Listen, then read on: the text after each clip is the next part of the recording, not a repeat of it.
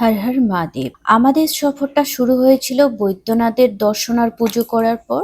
এবার চললাম বাসুকীনাথের পথে। বাসুকীনাথ মন্দির আমাদের কেন যাওয়া উচিত, আর বাসুকীনাথ মন্দিরের অলৌকিক কাহিনী, এই সব ইতিহাস কি আছে সেটা আমরা অটোতে যাওয়ার পথে অটো ড্রাইভারের কাছ থেকে জানতে পারলাম। বৈদ্যনাথ থেকে বাসুকীনাথ মন্দিরের দূরত্ব প্রায় 42 কিলোমিটার। আমরা অটো রিজার্ভ করে নিয়েছিলাম। সেই ক্ষেত্রে ওনার সাথে আমাদের কথা হয়েছিল যে উনি বাসুকীনাথ ঘুরিয়ে ত্রিকুট পর্বত দেখিয়ে আবার আমাদের হোটেলে এনে ছেড়ে দেবে। সেই ক্ষেত্রে আমাদের চার্জ পড়েছিল 800 টাকা। এখান থেকে দেওঘরের বিখ্যাত পেড়ার দোকানগুলো শুরু হয়ে গেছে, আপনারা হয়তো দেখতেই পাচ্ছেন। नाम जो है वो गढ़ा खोंदरा गड्ढे खोंदरा तो उसमें जो है एक शिवलिंग था, शिवलिंग निकला, उसको लग गया थे में उधर से तो वही खड़बड़ा गया। तो फिर बोला बाबा ये क्या हुआ? बोला कोई बात नहीं बाबू, हम महादेव हैं और यहाँ हम स्थापना लेंगे, आप पूजा करना, आपका नाम भले रहेगा, इसके बाद मेरा नाम रहेगा। वही बासुकीनाथ धाम बना। রাস্তার দুধারে মনোরম দৃশ্য আর অটো ড্রাইভারের মুখে বাসুকীনাথের গল্প শুনতে শুনতে আমরা ধীরে ধীরে বাসুকীনাথ মন্দিরের দিকে এগিয়ে এলাম। এবার আমরা ফাইনালি বাসুকীনাথ মন্দিরে পৌঁছে গেলাম।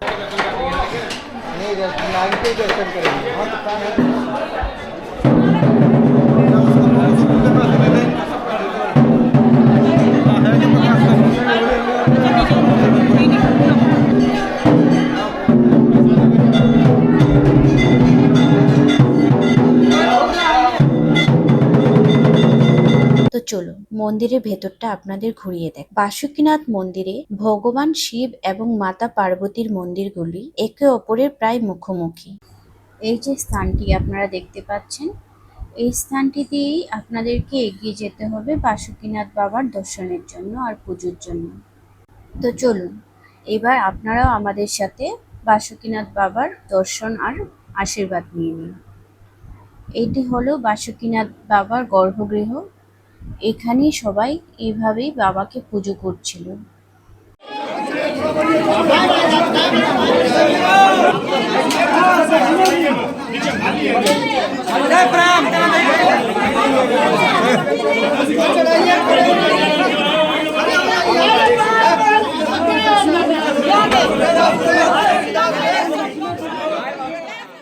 মন্দিরে বাবার মাথায় জল ঢেলে পুজো করার পর বাইরে এসে আমরা এইভাবেই আরতি করে নিলাম।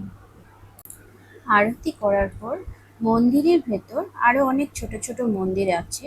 তো চলুন আপনাদের সব মন্দিরগুলো একটু একটু করে ঘুরে দেখায়। প্রথমে আমরা তারা মায়ের মন্দির দর্শন করলাম, তারপর একে একে সব মায়ের দর্শন করে নিলাম।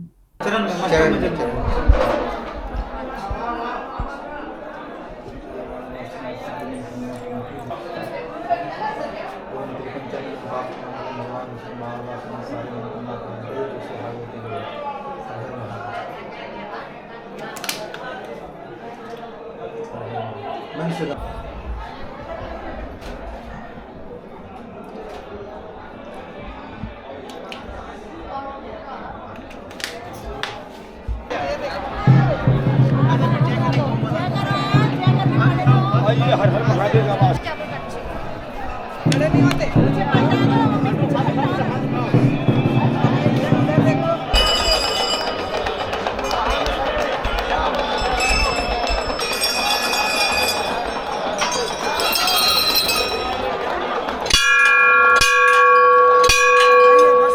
তারপর ধীরে ধীরে বাকি মন্দিরগুলোতেও যাই আর পুজো করি। তো চলুন আপনাদের বাকি মন্দিরগুলো ঘুরিয়ে দেখা।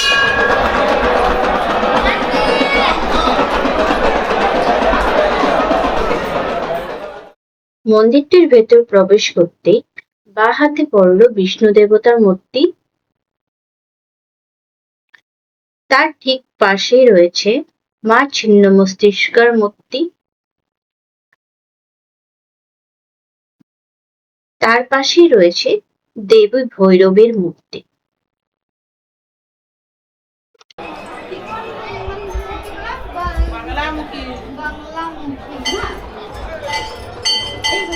পাশেই ছিল বগলামুখী মাতার মূর্তি। এই বাসুকীনাথ মন্দিরটি প্রায় ১৫০ বছরের পুরনো। এই মন্দিরটি প্রায় ১৫৯৬ সালে বাস্কি তাতমে নামে এক আদিবাসী দ্বারা নির্মিত হয়েছিল। মন্দিরটি সাদা মার্বেল দিয়ে তৈরি এবং ঝাড়খণ্ড অঞ্চলের ঐতিহ্যবাহী মন্দিরের স্টাইলে নির্মিত, যার একটি পদ্ম আকৃতির গম্বুজও রয়েছে। এই স্থানটির ব্যাপারে অটোতে আসার পথে অটো ড্রাইভারের মুখে আমরা আগেই শুনতে পেরেছিলাম যে প্রচলিত কাহিনী অনুযায়ী এই স্থানটি একসময় গভীর অরণ্য ছিল। এখানে এক সাধু তপস্যা করতেন এবং একদিন তপস্যার সময় তার সামনে স্বয়ং বাসুকী নাগ উপস্থিত হন এবং তাকে জানান এই স্থানটি স্বয়ং মহাদেবের বাসস্থান। বাসুকীনাথের নাম অনুসারী এই স্থানের নাম হয় বাসুকীনাথ। বাসুকীনাথ শুধু একটি মন্দির নয়, এটি বিশ্বাস, ভক্তি ও আত্মনিবেদনের প্রতীক। শিব ভক্তদের জন্য এটি একটি মহাপবিত্র তীর্থস্থান, যেখানে একবার যাত্রা করলেই মনে হয় স্বয়ং মহাদেবের সান্নিধ্য লাভ হয়েছে। মন্দিরটির চারদিকে ৪টি দ্বার রয়েছে: সিংহদ্বার, ব্যাঘ্রদ্বার, হস্তিদ্বার আর অশ্বদ্বার। আমরা যে দ্বারটি দিয়ে প্রবেশ করেছিলাম সেটি ছিল সিংহদ্বার। মন্দিরটিতে এসে আমরা বিশেষ এক ধরনের প্রথা দেখতে পারলাম, যেটি ছিল ভক্তরা সেখানে বাবার মন্দিরের পাশে দাঁড়িয়ে কান ধরে উঠবস করছিল। তো আমরা সেখানে জানতে চাই যে এগুলো কেন করছে। তখন সেখানে স্থানীয় একজন আমাদেরকে বলল যে বাবার মন্দিরে এসে সবাই বাবার কাছে কান ধরে উঠবস করে বাবার কাছে ক্ষমা চায়, যেন কোনো পাপ যদি সে করে থাকে বা কোনো ভুল চুক যদি সে করে থাকে তাহলে যেন বাবা সেটা মাফ করে দেয়। বাবার কাছে এসে সেই আর্জি ওরা জানায়। মন্দিরের ঠিক পাশেই একটি পবিত্র কুয়া দেখতে পেলাম, যেখান থেকে সবাই জল তুলে বাবার মাথায় জল ঢালার জন্য নিয়ে যাচ্ছিল। আমরা ধীরে ধীরে এগিয়ে যখন হস্তিদ্বারের থেকে একটু বেরিয়ে আসি, তখন পাশেই দেখতে পেলাম একটি মা কালীর মন্দির ছিল। মন্দিরটির নাম ছিল মা মকচন কালী মন্দির।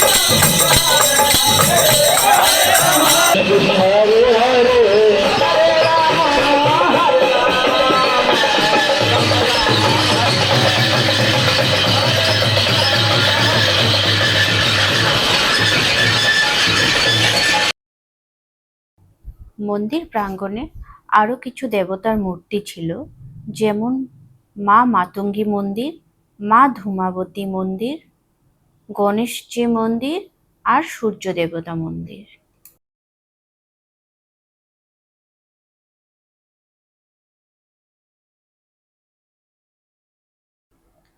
এটি হলো দুর্গা মায়ের মন্দির।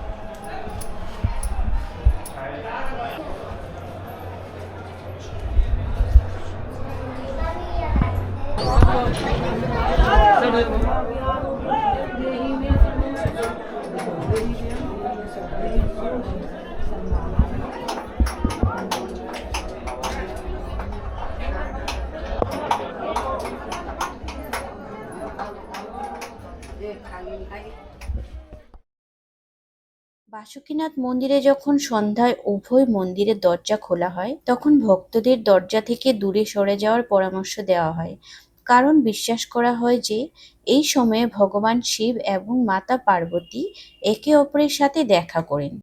এইভাবে আমরা বাসুকীনাথ মন্দিরটি পুরোপুরি ঘুরে দেখার পর, বাবা বাসুকীনাথ আর পার্বতী মায়ের আশীর্বাদ নেওয়ার পর আমাদের নেক্সট ডেস্টিনেশন ত্রিকুট পর্বতের উদ্দেশ্যে রওনা হলাম। এবার ফাইনালি আমরা পৌঁছে গেলাম ত্রিকুট পর্বত। ত্রিকুট পর্বত ঘোরার জন্য আমরা যখন এগিয়ে আসি তখন আমরা সিঁড়ি দিয়ে এগিয়ে যাওয়ার পথে দেখতে পেলাম একজন এখানে বসে জড়িবুটি বিক্রি করছে। ওনার কাছে বিভিন্ন রকমেরই জড়িবুটি ছিল, তো আমরা এখানটায় দাঁড়িয়ে কিছুক্ষণ ওনার কাছ থেকে জেনে নিলাম এখানে কি কি জড়িবুটি রয়েছে আর কোন কোন জড়িবুটির কি কি ঔষধি গুণ রয়েছে। উনি আমাদের সবকিছু ডিসক্রাইব করছিল। 6 महीना रख सकते तेल। नारियल तेल हाँ। उसी में डाल दीजिए, महीना भर लगाइए। अच्छा, फिर रात को लगाए, सुबह शैम्पू कर ले। हाँ। इसका क्या नाम है? काली झांप, इसको हम लोग बोलते हैं जटा मासी, कोई बोलता है, कोई भूत केस बोलता है। और भृंगराज बोल के जो होता है ना, वो है क्या आपके पास? कौन चीज? वो भी तो बालों के लिए होता है, भृंगराज या कुछ होता है। उसे तगड़ा देखिए इनके साथ, इससे बहुत तगड़ा। সেখান থেকে কিছু দূর এগিয়ে আসতেই পাশে আরেকটি দোকান দেখতে পেলাম যেখানে রয়েছে রুদ্রাক্ষের ফল। এই ফলগুলো আপনারা যেভাবে চুজ করবেন সেভাবে ওনারা ভেতর থেকে রুদ্রাক্ষ বার করে দেখাবেন। ये ठीक।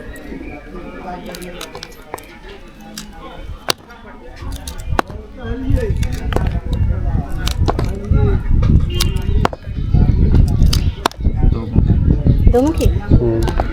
चलो आगे।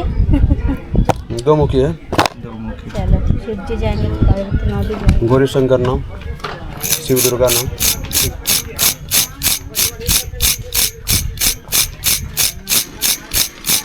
तब से मैं आई हूँ ना, तो तब से इस पे ही मैं उठा रही हूँ बार बार, इसलिए अभी भी मेरे हाथ में यही उठ रहा है। ठीक है, गौरी शंकर ठीक है। ये काला क्यों है इस साइड पे? काला रहेगा लास्ट, लास्ट इसका रूप काली हो जाएगा, समझे, बिल्कुल काला, पूरा काला हो जाएगा। काला पूरा हो जाएगा। रुद्राक्ष मतलब काली होता है, समझे, फल से निकला से इसका रंग ही काले पूरा होगा रुद्राक्ष, समझे। और ये सफेद क्यों है? वो भी काला होगा धीरे धीरे। नया फल है, नौ दुर्गा होता है, नौ मुखी। दुर्गा पूजा नहीं होता, नौ दुर्गा नहीं होता, वही होता।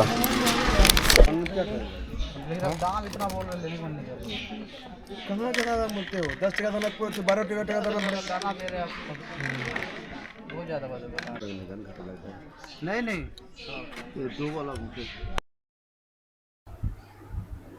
হনুমান থেকে সাবধানে থাকবেন। ত্রিকুট পর্বতে যখনই যাবেন অবশ্যই আপনারা হাতে কোনো কিছু খাবার বা কিছু রাখবেন না, তখন আপনাদের জন্য একটু রিস্ক হতে পারে।